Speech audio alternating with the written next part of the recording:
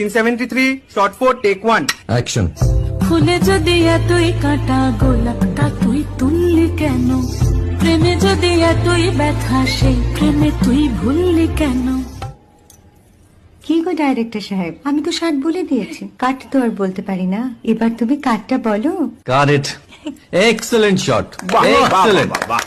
Madam, আপনার সাথে একজন দেখা করতে এসেছে। নমস্কার, নমস্কার। বসুন।